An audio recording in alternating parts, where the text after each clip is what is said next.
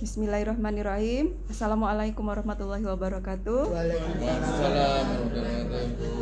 Halo, salam sehat kawan bugar. Dengan saya Dr. Feni Maya Lestari. Saya pendamping akreditasi Puskesmas untuk Pokja UKP.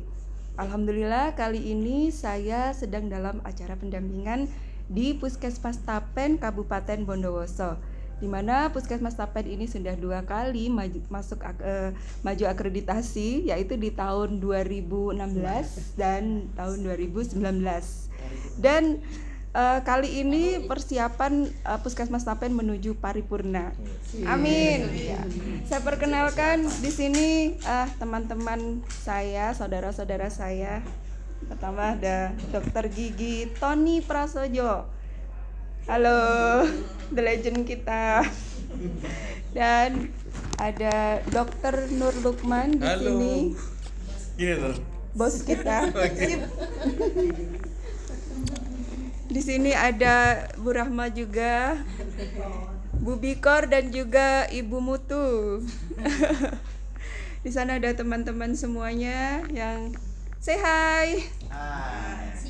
Oke, tidak bisa saya sebutkan satu persatu karena kita kali ini sudah lewat siang, hampir berakhirnya jam kerja kita. Sebentar lagi, setengah jam lagi kita jam pulang. Jadi di sini saya sudah sampai di standar 3.4, yaitu apa teman-teman bunyinya standar 3.4?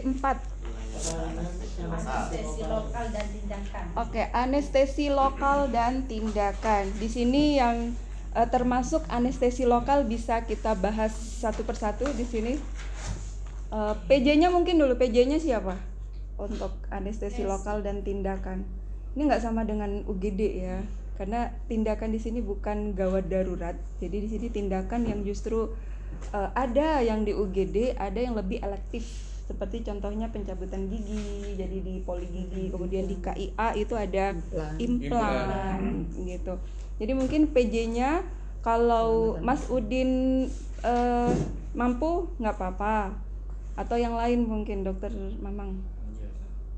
Siapa yang ditunjuk begitu? Oh,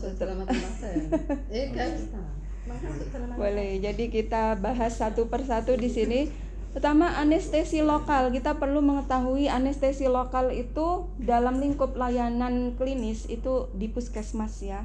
Apa saja? Anestesi lokal untuk apa? Untuk tindakan cabut gigi. Pertama, boleh. Jadi anestesi lokal cabut gigi itu ada berapa, Dokter Tony? Jenis obatnya. Nah, jenis tindakannya. Jadi nanti kita menyangkut SOP, karena SOP jenis anestesi lokal kan beda-beda ya. Gitu. Kalau di gigi yang saya tahu ada mandibular block untuk gigi bawah, betul ya. Berarti kita butuh SOP mandibular block. Terus untuk gigi atas kalau nggak salah pakai infiltrasi. Berarti ada SOP infiltrasi gigi. Kemudian untuk anak kalau nggak salah pakai spray. Berarti SOP anestesi spray gitu. Tindakannya anestesi topikal. Nah itu karena profesi lebih memahami tersebut. Itu di gigi contohnya. Kemudian untuk heating itu namanya anestesi apa? Infiltrasi kulit ya. Yang itu juga dipakai untuk apa? Pembedahan minor ya. Insisi begitu. Kemudian ada jenis apa lagi? Topikal ada nggak kita? Ada untuk kalau pemasangan infus.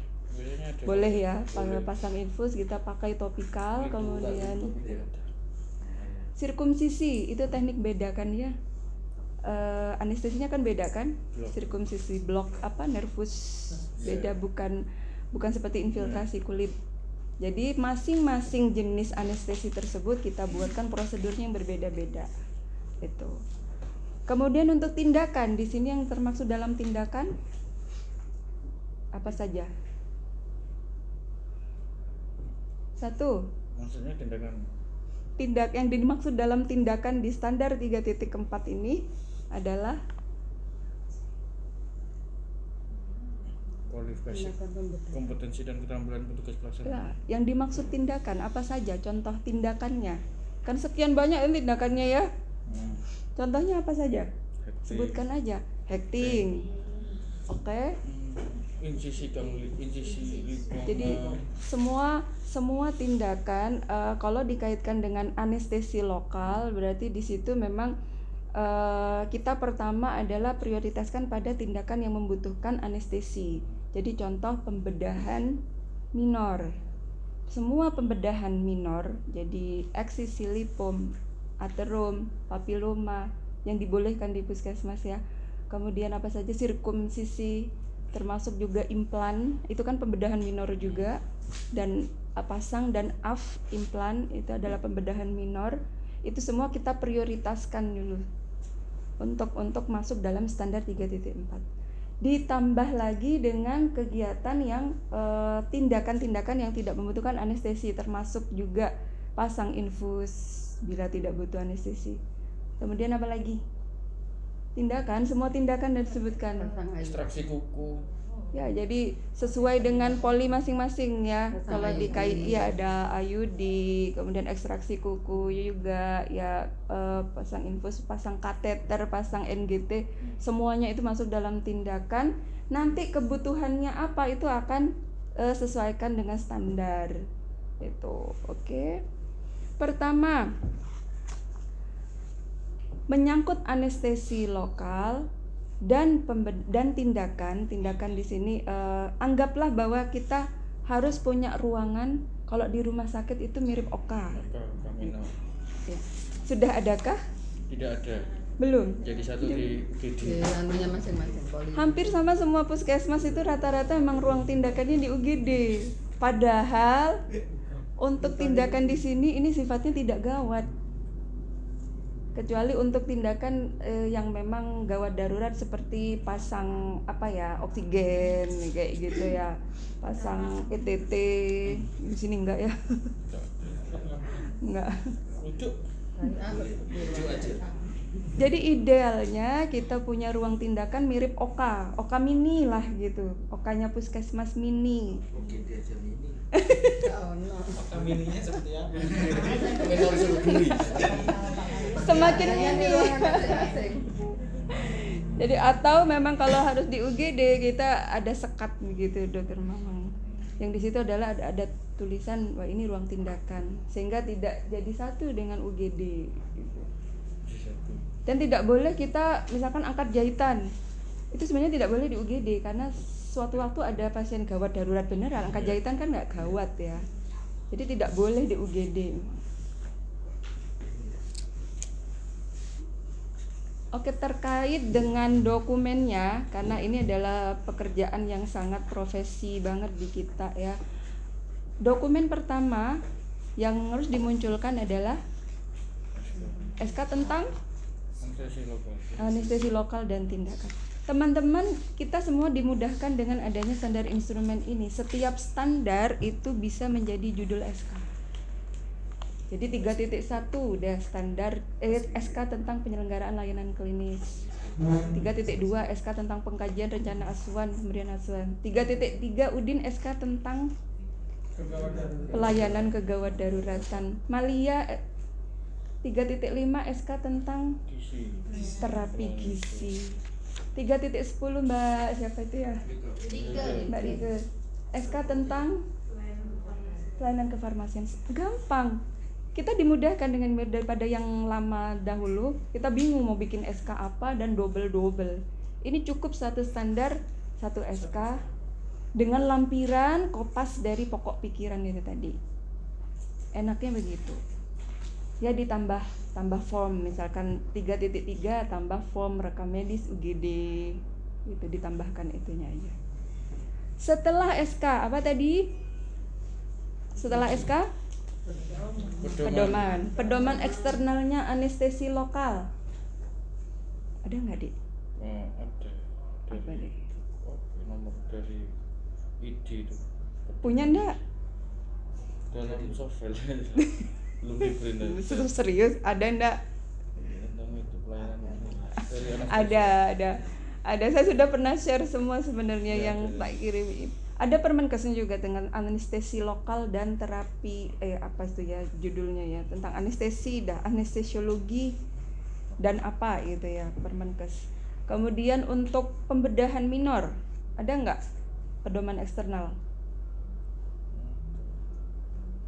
Banyak. Implan ada Bu? Pedoman Ada di bukunya? buku panduan kaki. Buku Ada. Nur. Ya, pencabutan gigi, anestesinya gigi ada kan? Enggak, Dokter Tony, enggak. Buku kuliahnya itu boleh Boleh, nggak apa-apa, buku kita kuliah itu semuanya nggak apa-apa. Pas ada surveyor datangkan yang tebel-tebel itu. Kemudian kalau untuk layanan tindakan sendiri itu ada Dokter Mamang sudah pernah buka nggak Permenkes yang terbaru 1186 tahun 2022 tentang panduan praktek klinis bagi dokter di FKTP. Di situ lengkap. Mau cari pasang kateter, mau cari pasang NGT, WTHT ada. Yang nomor 30. Terbaru, bukan itu INM itu. 1186 tahun 2022 tentang panduan praktik klinis bagi dokter, hanya dokter. Kalau kedokteran gigi nggak ada di itu. KIA ada sih Bu di situ Bu. Ada yang Di standar kebidanan. ya kalau kebidanan itu kita pakai yang Permenkes 21 2021 itu. Terus apa Permenkes. buku saku ya Bu ya. Terus satu. Buku saku itu. Ini panduan-panduan Bu pedoman itu pasti ditanya, bikin SOP ada apa pedomannya, ngarang. Kalau nggak ada berarti ngarang. Kebiasaan sehari-hari. Nggak tanpa pedoman. Yang lebih mudah ini ya. Harus ada. Oke, setelah pedoman KAK. Betul ya, KAK pelayanan anestesi lokal dan tindakan. Kemudian teluk mana yang cari apa? Ini tuh anestesi lokal tuh ada dari Menkes 251 Iya. 2015 Iya, itu. anestesiologi Iya. dan apa? Iya. Terapi intensif Iya, ya. tahu. Ada kok. Iya. Setelah KAK, SOP. oke kita apa list SOP-nya mulai dari pembedahan minor. Tadi anestesi ya. Anestesi kalau Filtrasi. infiltrasi, terus topikal, kulit ya. Jadi disebutkan SOP anestesi, infiltrasi kulit, topikal kulit, infiltrasi gigi, topikal gigi, mandibular block gitu. Terus anestesi kalau implan kan pakai infiltrasi juga ya Bu ya. Apa namanya, sirkumsisi. Anestesi untuk sirkumsisi. Belum. Kemudian SOP-nya pembedahan minor, eksisi lipom, insisi aterom, ya dan semuanya ya Pak, drainase abses, ekstraksi kuku, ya sirkumsisi, itu dilengkapi aja. Sebanyak apa kita bikin SOP ya sebanyak-banyaknya ya, surveyor tambah seneng. Yang kita lakukan. Yang kita lakukan. Yang kita lakukan aja.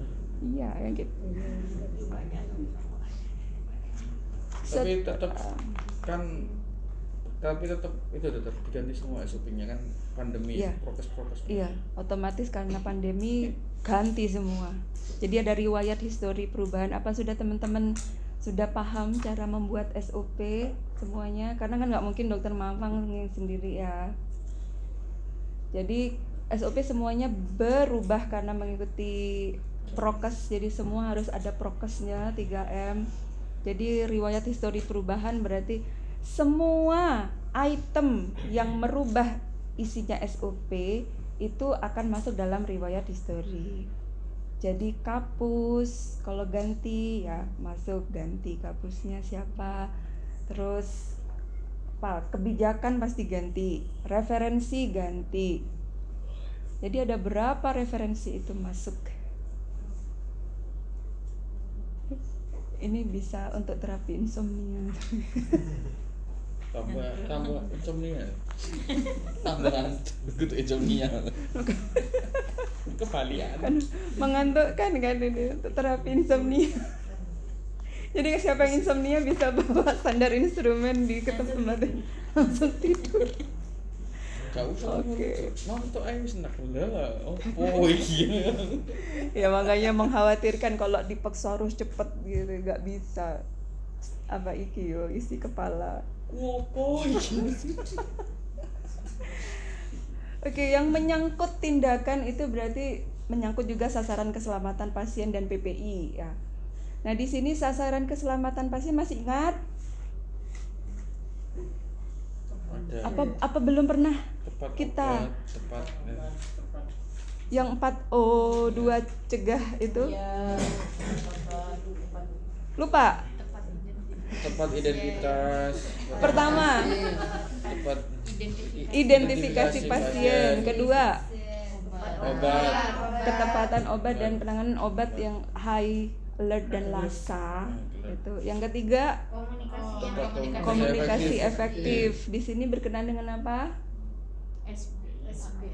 Ya, SBAR, memakai form SBAR untuk ketika berkomunikasi untuk konsul dokter atau dengan sarana rujukan.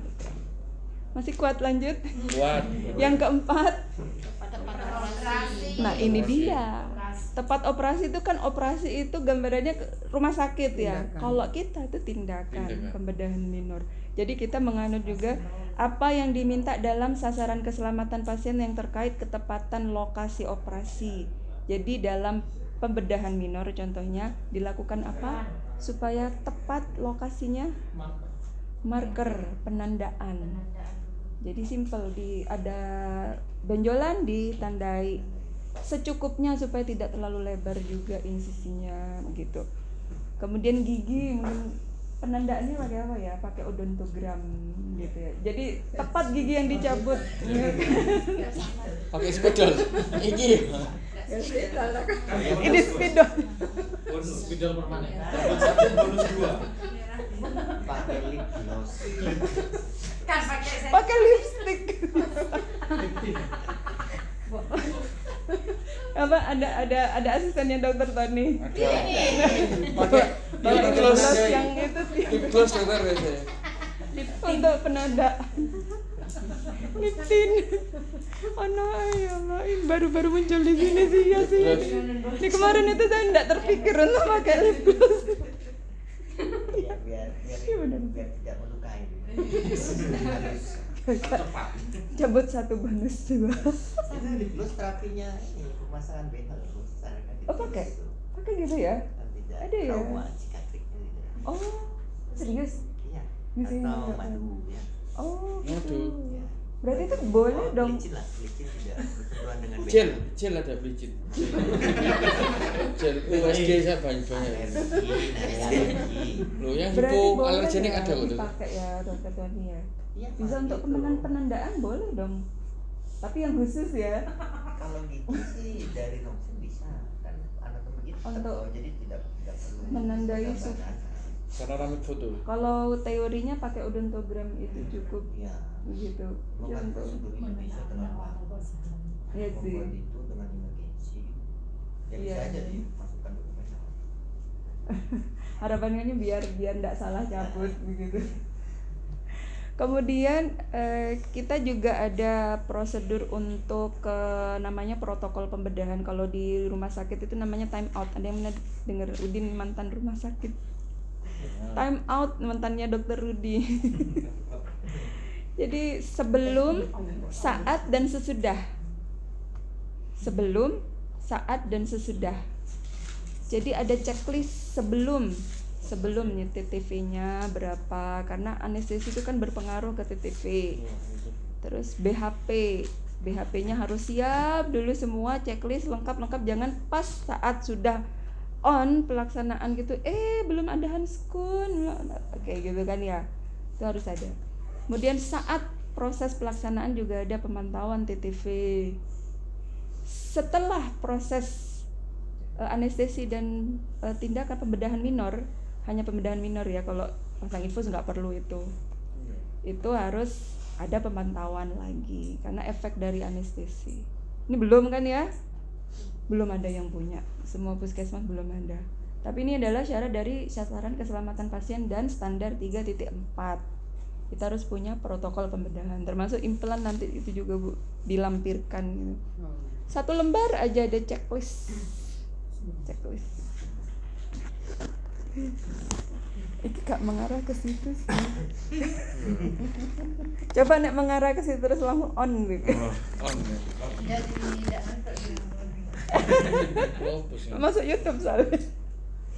On. Apa pakai lip gloss? Iya sudah jamnya pulang dan lagi nih 10 menit lagi harusnya. Tet. Meskipun admin belum selesai kita sudahi saja ya nanti. Sitip aja 3.4 aja dah.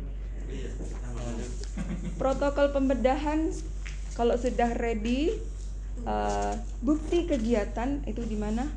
Bukti dokumen bukti untuk kita melaksanakan anestesi lokal dan tindakan. Info konsen. Rekam medis, ya inform konsen juga prasyaratnya. Kemudian rekam medis ya pencatatan. Jadi mulai dari swabnya kemudian ada indikasi ini harus dilakukan pembedahan minor, berarti harus ada anestesi, itu tercatat di rekam medis. Itu ada udah juga. Tujuan ya. Kenapa? Tujuan kan harus ada. Harus Semua. inform konsen untuk semua tindakan. Infus pun ada info konsennya. Harus. Kemudian yang terakhir untuk pasti perlu karena menyangkut sasaran keselamatan pasien harus ada evaluasi dengan checklist kepatuhan terhadap prosedur. Boleh dipilih mau yang pasti anestesi lokal, infiltrasi kalau kulit dan gigi apa yang perlu checklist. Nggak semua ya, kebanyakan juga. Yang prioritas aja yang membahayakan, kalau yang menyangkut keselamatan itu perlu di checklist. Kemudian yang pasti menyangkut checklist kepatuhan itu juga analisanya, bukan cuma dicentang-centang tapi tidak dianalisa. Kenapa? Oke. Itu sampai 3.4. Baru 3.4 aja sudah Masih kuat. Ya, Dor. Masih kuat. yakin. Masih kuat kita.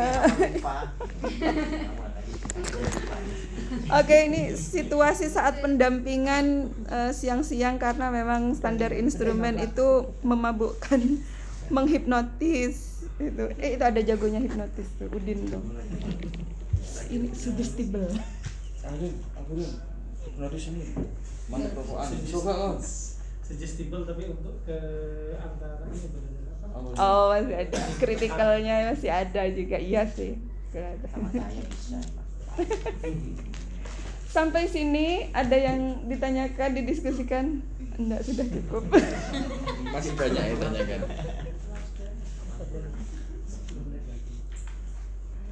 Hujannya tepat. Udah pada absen SIPP. Belum, tanggal 1 aja. Kan mulai tanggal 1 yang mulai diperketat. Santai. Sampai ingat. Enggak tahu. Saya kan dari situ. Kita melanjutkannya di pertemuan tahun depan karena untuk saat ini pertemuan terakhir untuk tahun ini dan akan dimulai lagi itu tahun depan. Betul lagi. Ya. Betul lagi tahun depan. Jangan sampai lupa lu tahun depan. bukan bulan depan. Tahun depan awal ya trimester pertama lah, mulai Maret April gitu. Terus akrednya kapan? Akrednya insya Allah mulai setelah Lebaran. Hore. Si hore. Ramai gini. 25 puskesmas Bareng Semuanya. bareng. Maksudnya dia ada aja. offline deh. Gak ngerti kalau itunya ya. Offline atau Kemungkinan Zoom? besar sudah online lah. Artinya kalau sudah hari ini kan ada rapatnya COVID, mungkin ada kebijakan untuk lebih memperluas pembebasan prokes gitu. Artinya sudah lebih aman ya, berarti online. Oh, offline. Offline, ya offline. Ya. Oke, enak gitu. Enak lah. Berarti kita Yang penting negonya aja. Ini kita ke Jakarta. Ini dokumennya. Legendnya. Yang penting makan siangnya jangan lupa. Nah, pindahannya tahun ini. Akomodasi dan transportasi. Redaksinya ke depan. Padahal belum selesai ya 3.4 ya ini ya. Masih banyak. Jadi kok Sudah. Monggo, apakah kita tutup? lanjut. Oh, sudah jam 2. Sudah bilang jam 2. Serius? Ya karena standar berikutnya itu kalau alurnya itu pemulangan pasien. Kita lompati yang terapi gizi 35, kita langsung ke 36. Iya. Lanjut. Mau lanjut loh, keren ya. Semangatnya Semangat. kebo ya. Semangat. Apa senam dulu? Semangat ada mas. Ya Allah. Oke, kita lanjut ke standar 3.6 pemulangan pasien dan tindak lanjut, dan semoga bisa lanjut ke standar 3.7 standar rujukan. Di sini saya sampaikan poinnya untuk yang dokumen bukti dan apa yang harus dilakukan, karena kalau dokumen regulasi ya tetap standarnya tetap SK, pedoman, KAK, SOP seperti itu. Untuk poin pentingnya pemulangan dan tindak lanjut pasien itu apa yang perlu dilakukan di rawat inap dan rawat jalan. Itu selama ini pemulangan identik dengan rawat inap. Nah, rawat jalan itu dibuat tapi tidak spesifik ya. Poin paling penting dalam pemulangan adalah rencana pemulangan atau bahasa medisnya apa?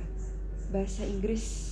Rencana pemulangan, discharge planning. Ya, rencana pemulangan discharge planning. Yang itu ada di rekam medis rawat inap. Nah, PR-nya rawat jalan memang tidak punya, ya kan? Discharge planning.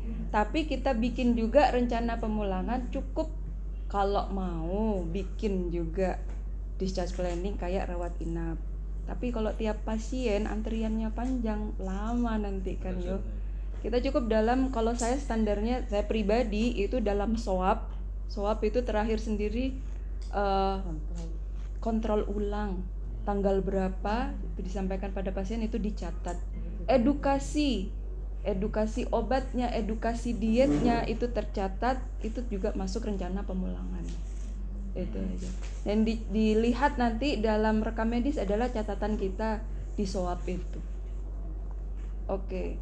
Pertama, di luar kita dokumen regulasi yang harus kita catat dalam rekam medis untuk rawat inap dulu, karena rawat inap sudah ada. Pertama,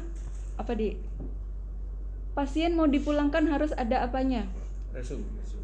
Sebelum resum.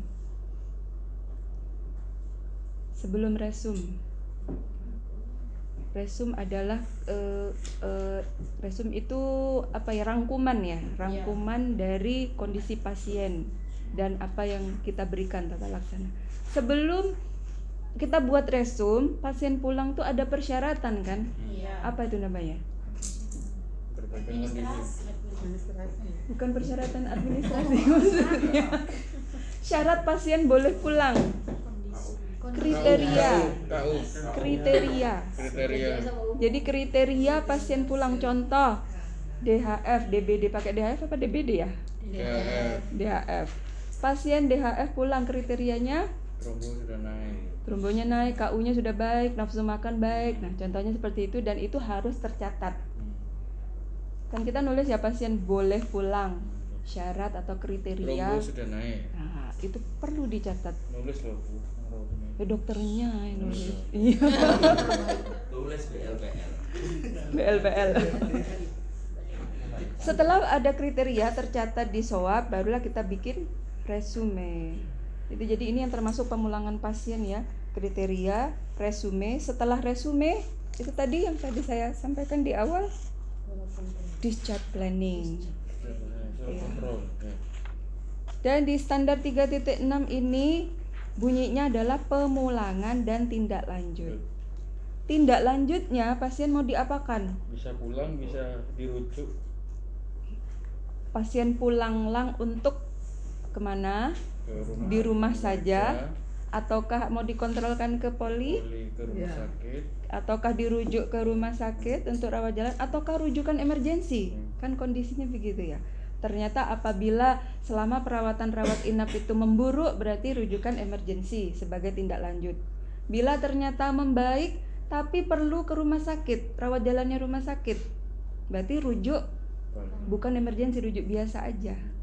Nah ini nanti yang dirujukan itu rujuk baliknya itu yang war itu sering masih belum berjalan dengan baik. Kemudian apakah pasien sembuh dipulangkan tapi harus kontrol rawat jalan, perawatan rawat jalan. Nah itu tindak lanjut. Yang semua itu tercatat di rekam medis. Bukti-buktinya juga ada. Kemudian itu simple, itu aja pemulangan pasien. Buktinya semua ada di rekam medis rawat. Kalau rawat inap lengkap ya. Kalau rawat jalan tinggal kita lengkapi discharge planning aja. Sama kalau kebijakan sama SK tentang pemulangan pasien dan tindak lanjut, pedomannya KAK nggak perlu ya. SOP pemulangan dan tindak lanjut pasien, terus SOP membuat discharge planning bagaimana. Dan untuk sarana penghubung ke poli umum kalau pasien perlu kontrol, surat kontrolnya. Oke, itu yang nanti diminta. Masih kuat lanjut? Insyaallah. Kuat lanjut rujukan. Kuat. Standar 3.7 rujukan. Teman-teman mungkin belum ada yang melihat detail bahwa dari 10 standar yang ada, hanya ada satu standar yang punya 2 kriteria. Satu standar punya 2 kriteria. Yang satu tuh cuma 1 kriteria. Ada yang lihat nggak? Standar rujukan. Standar rujukan ini punya 2 kriteria, sedangkan standar lain tuh hanya 1 kriterianya. Apa kriterianya? Ada 2 kriteria. Yang pertama, kriteria tentang rujukannya sendiri, bagaimana proses rujukan. Yang kedua, Tindak lanjut rujuk balik. terhadap rujukan balik dari Rujuk balik. Jadi bagaimana kita, nah ternyata kita diminta untuk apa yang harus kita lakukan terhadap rujuk balik dari sarana rujukan. Jadi nggak bisa kita biarin loss gitu. Ketika kita sudah ngebiarin, tidak punya bukti, kita menindaklanjuti umpan balik, ya udah berarti kriteria yang 372 nol nilai kita. Gitu. Sarana rujukan kriteria rujukan simple ya, intinya harus ada SK rujukan bunyinya, pedoman rujukan. Ada nggak pedoman rujukan? Ada, bener? Matanya tinggal 5 watt. belum Makin lama diperbarui. kan ada Yang pedoman lama itu. Ada pedoman internal. Ya tinggal ditambahin prokes begitu. Pedoman eksternalnya ada nggak? PJ-nya rujukan siapa? Mas Udin. Udin juga ya, Din? Sisrut. Sisrutnya juga. Mas Udin. Pokoknya serba Udin. Banyak dong Udin ya. Udin sudah Pindah ke puskesmas. pernah di-share Mbak Lia. Buku pedoman sistem rujukan Iya, nasional. buku pedoman sistem rujukan nasional Kemenkes belum pernah ya. Itu saya konsulnya ke Mbak Lia ada yang terbaru nggak? Nggak ada, berarti itu masih dipakai untuk eksternal. Dan internalnya tinggal memperbarui aja. Kemudian setelah pedoman, KAK rujukan betul nggak? Perlu nggak? Enggak perlu. Nggak perlu aja ya. Boleh ada, boleh nggak. Kemudian setelah KAK, SOP rujukan. Perlu. Iya pastilah. Rujukan, SOP rujukan, kemudian sisrut, cara memakai sisrut. Ada nggak SOP-nya? Hanya saya. Belum ada. Ada lah. Hanya saya yang Kan bisa. baru. Ya tinggal Udin bikinkan, Din. Hebat Bu. Atau nyontek aja. Kapan berjalan? Sisrutnya kemarin ya. Iya. Baru berjalan. Laporannya kan nggak nol sudah. Sekarang kalau masalah rujukan udah jalan lah. Tinggal ngerujuk ya. Di sini Tinggal rujuk, bikin rujukan kan gampang, sisrut jalan. Sekarang rujuk baliknya jalan enggak? Rata-rata puskesmas itu Sama. Indonesia ada yang email saya, yang nonton YouTube saya itu, rujuk balik kita gimana cara memenuhi standarnya, karena setiap kali kita minta rujuk balik dari FKTL itu nggak dikasih. Nah itu problem. Padahal di Kalau sini yang KIA ada di buku KIA itu. Bukan Nggih. dari yang dari rumah sakit. Iya Bu, kalau KIA dokternya Iya. pasti ngisi Bu. Jadi kalau misalnya pasiennya datang tidak bawa saya disarankan minta ke rumah sakit. Iya. Nanti pasti ada. Ya karena memang penghubungnya itu adalah buku KIA ya Bu ya. Jadi otomatis kalau ke spesialis pasti ngisi, mengisi itu gitu. Asal kita ngisi di sana ngisi. Pasti ngisi. Kalau kita ada ngisi, tidak ngisi juga. Masih kalau USG Semangat. jadi kalau KIA itu sudah berjalan pasti ya. Ya. Yang masalah itu kalau yang kita pasien BP ya, Iya, BP. pasien BP ini ya diabetes, jantung, terus jiwa itu nggak pernah ada rujuk baliknya gitu ya, karena Iya, memang jantung kita yang biasanya ngambil obat safari ada. Oh ada yang ngasih ya. Konkor itu. Yang pernah saya dapat itu ada jantung satu, terus asma yang persisten itu ada juga. Wis keren. Oke, bagaimana kita memenuhi standar rujuk balik, kriteria rujuk balik sementara FKTL tidak memberikan rujuk baliknya? Apa yang bisa kita kerjakan? Apakah kita pasrah saja rekam medis kita hanya berbunyi buat rujukan ulang. Lalu apa tindak lanjutnya dari umpan balik? Apakah kita pasrah? Rumah sakit tidak memberikan rujuk balik, jadi kita tidak bisa menindaklanjuti. Padahal saya sudah gali dari pasien, contohnya ya di rumah sakit diapakan gitu, ya diperiksa, apalagi dikasih obat. Oke, saya minta lihat obatnya. Bisa nggak kita lihat daftar obat Bisa. yang dikasih? Bisa. Pakai apa? Ada. Pakai buku ambil obat apotek kan, yang Iya. untuk pasien BPJS. Pernah dicatat nggak di Pernah. rekam medis? Pernah, Dicatat. dicatat. Artinya berarti kita sudah menindaklanjuti kan? Misal dia ada, saya biasanya di BP ada satu pasien, biasanya cuma dua, enggak sing konkor mbak, sing Semaili siapa namanya, sing cewek itu. Dicatat kan ya? Ya. Karena ada puskesmas yang tidak mencatat memang. Konkor cuma dapat kor bisa prolor gitu aja. Nah, dengan mencatat itu artinya kan kita punya catatan status kesehatan pasien meskipun pasiennya terapinya di rumah sakit. Iya. Yang kedua menyangkut gizi. Karena saya tanya ke pasien diabetes rawat jalan di rumah sakit, ada nggak asuhan gizinya? Diberikan? Ternyata nggak ada. Artinya apa? Artinya kan tugas kita di puskesmas yang memberikan konseling gizi. Jadi sebaiknya memang pasien DM, jadi teman-teman di rawat jalan ini ya, rawat inap juga. Rawat inap kan otomatis asuhan gizi ada ya. Yang rawat jalan yang sering los itu harus ketemu dokter. Yang DM hipertensi, yang metabolik, yang butuh gizi, dan semua yang ada gangguan gizi Sekarang itu ketemu dokter agar dikonsulkan pada ke gizi. gitu.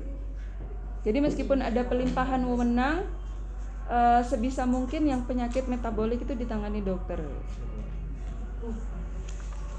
Oke.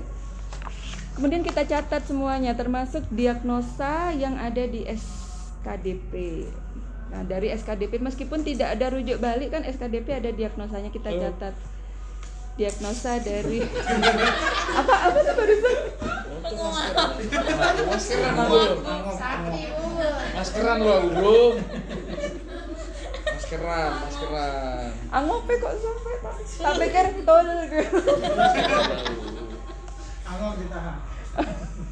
Ada juga. Kuat. Wah. Cukuplah 37. Kuat terus. Oke, dikit. Sidik mana Dek? Sidik mana? Wah, deng. Jadi Ngorok. tak lagi ngorok. Terakhir Dokter Tani ternyata kuat ya. Oke, Dokter Mamang di BP perawatnya ada? Ada. Ya Pak. Oh Mbak Heni. Ini Mbak Heni kalau ada pasien metabolik sebisa mungkin dikonsulkan diabetes, hipertensi, stroke gitu ya. Dikonsulkan ke dokter. Jadi bila butuh penanganan di puskesmas yang di rumah sakit itu tidak diberikan ya. Kalau di rumah sakit mungkin hanya obat ya berarti tugas kita gizi seperti itu konseling apapun gitu. Kemudian lab kan di rumah sakit kan tidak disertakan, kita tidak tahu kan, perlu juga pasien DM itu tiap bulan dicek gitu ya. Jadi kita punya catatan di rekam medis hasil laboratoriumnya apa gitu. Sudah Rolanis.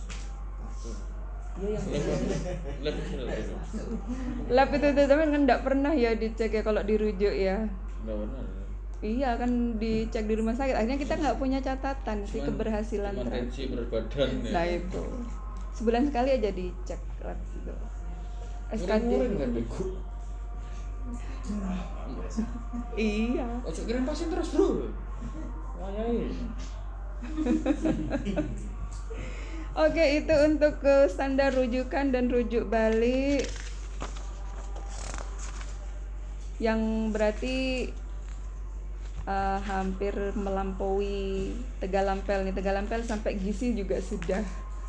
Jadi PR-nya kurang 3, rekam medis, laborat sama farmasi aja. Itu butuh private banget ya dengan profesi. Sini mungkin kalau Mbak Malia masih kuat saya bisa ingin lanjut sedikit sih. Yang lain bisa tidur. Privat sama Bu Malia. Sudah muadzan asari. Saya dukung. Mbak Malia standar 3.5 bunyinya simple terapi gizi. Jadi artinya di sini gizi itu disandingkan sebagai terapi seperti obat, dijadikan tata laksana juga. Jadi pengobatan pasien itu bukan hanya obat-obatan farmasi tapi juga gizi. Artinya nanti pasien itu kalau selama ini mungkin rawat inap dianggap pemberian makanan itu untuk karena pasien rawat inap dikasih makan. Tapi itu juga sebenarnya untuk tata laksana gizi. Jadi pengukuran hitung detail berapa on berasnya yang dibutuhkan protein itu perlu kan ya asuhan gizi. Soto terus. Rawon. Sudah soto aku ngene. Ono nih soto saiki. Kalau sing masak pada soto. Nah, di sini alurnya adalah dari dokter yang mendiagnosa penyakit. Jadi saya senang bicara alur jadi paham nanti apa yang dibutuhkan. Dokter Nur Lukman meminta pasien ini diterapi gizi, misalkan pasien hipertensi berarti dia harus low garam ya.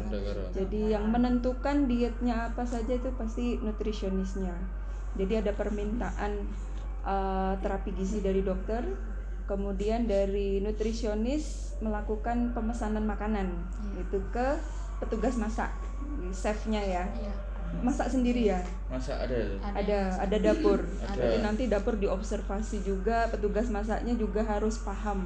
Chef Juna. Marinka. Oh, Marinka. Tapi kala iku nek Marinka. Kurang mendukung Alisi, Pak. Kawanan sampai Harus pakai celemek. Chef Marinka. Bikin nggak ngantuk gitu. Terus pemesanan makanan, kemudian setelah pemesanan makanan dari nutrisionis, petugas masak melakukan penyiapan makanan ya, memasaknya gitu ya. Jadi membayangkan prosedurnya bagaimana ya. Penyiapan makanan, setelah itu mendistribusikan ke pasien. Siapakah petugas yang mendistribusikan makanan? tukang masaknya. Biasanya begitu kan. Kalau di rumah sakit gimana? Pakai itu apa namanya? Pramusaji. Pramusaji ya. Nah, kita nggak punya pramusaji. Enggak. Berarti dalam proses Pak Hari dulu pernah Trolinya itu. Trolinya Iya, troli. maksudnya yang antarnya. Ya, ada satu ini. kalau alat itu di tiap puskesmas ada. Kalau petugasnya yang mengantar makanan Pak Heri. Boleh nggak petugas masak? Sebenarnya enggak boleh. Nggak boleh memang. Ada sendiri. Karena proses penyiapan, distribusi makanan sampai penyimpanan makanan itu wajib ada, karena ini untuk gizi, untuk terapi harus menghindarkan dari kontaminasi kan. Jadi petugasnya harus bersih, prosesnya harus bersih, harus tertutup, pada saat mengantar juga harus nggak boleh kena debu. Nah kayak gitu. Artinya memang harus ada petugas. Bila tidak punya pramusaji, berarti siapa pilihannya? Petugas gizinya. Yang khusus. Bisa Iya. pakai hazmat keliling. Pinjem ini. Pak Heri, tapi iku. Pak Heri bisa sih. Bisa. Tapi iku. Setelah Kontaminasi rokok tapi. Oh, Cuk. setelah distribusi ya kita ada penyimpanan bahan makanan basah, kering gitu. Kalau tiap puskesmas beda ya. Kalau yang kering itu ada yang disimpan. Tapi kalau di mana ya, puskesmas mana ya? Ndak yang basah, ndak yang kering, habis 1 hari. Kalau di sini bahan keringnya disimpan kayak beras. Dikering disimpan ya. Tapi Kalau untuk yang berapa bahan hari basah, aja? berapa bahan basahnya itu tiap hari. Habis ya. Itu ada kulkas tersendiri, bahan basah bahan. Kalau bahan kering itu kan cuman kayak lemari bergaruk bahan kering. Kalau bahan basah kan mesti kulkas. Dan boleh Ada dua nggak? mas kita kulkasnya.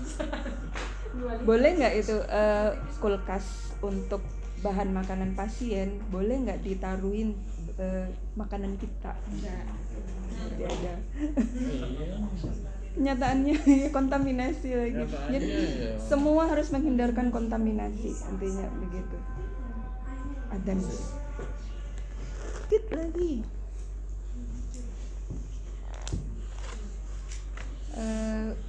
Alur tadi itu menentukan SOP-nya kayaknya, dari mulai pemesanan makanan, penyiapan makanan, ada SOP-nya sendiri-sendiri, distribusi makanan sampai asuhan gizi ada SOP-nya sendiri. Terus kita juga diminta untuk memberikan pilihan kepada pasien menentukan makanannya bagaimana. Maksudnya bukan minta pizza, bukan gitu, tapi request bubur atau nasi kayak gitu. Ada ya? Ada. Yang minta bubur.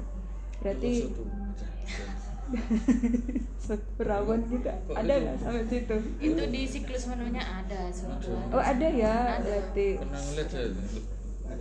keren ini. Ada. Enak dong ya. Dapat soto. Untuk kelengkapan dokumennya mungkin tadi kan kita sudah bahas bolak-balik dari urutannya SK pedoman. Coba Mbak Malia bikin urutan dokumennya terapi gizi. Pertama SK tentang Terapi gizi. terapi gizi. Kedua pedomannya apa? Pedoman internal eksternal. Yang eksternal? Yang eksternal itu yang ini apa namanya? Buku kuning. Iya. Ya, pedoman asuhan gizi di puskesmas. Iya. Ya, terus plus pedoman internal terapi gizi. KAK butuh karena ada kegiatan-kegiatannya itu ya. SOP-nya yang barusan itu. Iya. Kemudian checklist, butuh checklist apa? Kalau checklist kemarin ada ya.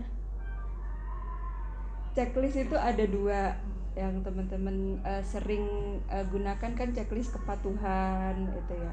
Yang belum banyak itu untuk persiapan kegiatan sehari-hari. Jadi persiapan alat dan bahan itu di checklist. Gunanya apa sih checklist persiapan itu?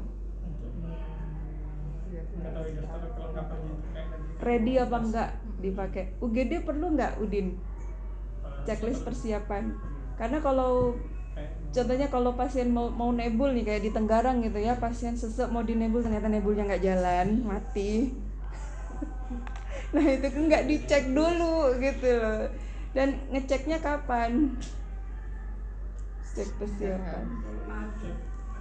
Tiap hari kan ya. Pagi. Sebelum pelaksanaan pelayanan itu perlu dicek gitu. Jadi jangan menghindari, jangan sampai pada saat on proses gitu ternyata ada yang masih error. Masih perlu ambil Nah iya itu, apalagi kalau heading ya, ininya belum, minta tolong. Iya kalau ada yang minta-mintain tolong. Kalau sendirian. Kalau sendiri, partus itu juga perlu ya Bu ya, ada checklist persiapan. Oke. Di sini Mbak Malia ada yang boleh didiskusikan. Simple tapi nanti yang banyak itu diobservasi karena menyangkut kontaminasi, harus bebas kontaminasi. Terus pencatatan direkam medis, asuhan gizi dan hasil terapi pernah enggak? Kalau hasil terapi enggak. Pernah ya. Jadi contohnya nih sekarang Bumil pada diberikan PMT lokal gitu. Itu kita harus punya kan sebelum dan sesudah. Itu kan harus ada ya Bu ya. Nah itu ada pencatat keberhasilan, itu kan masuk terapi gizi berarti. Dicatatnya di mana ya Bu ya? Itu kamu aja di sini. Kalau Asuhan yang gizi teman-teman ya? tuh nyatatnya ada di bawah sama ada yang catatan sendiri ada. Jadi sebelum pemberian PMT terus Berapa beratnya gitu ya? Harus ada kenaikan ya. termasuk Yang gizi lila. juga harus punya gitu.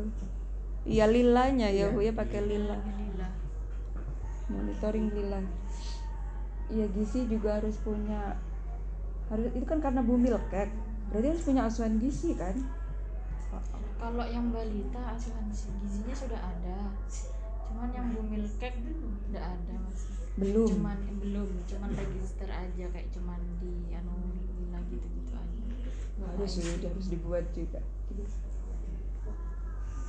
Oke, kita sudah lewat setengah jam dari jam pulang ini dan sudah adzan asar.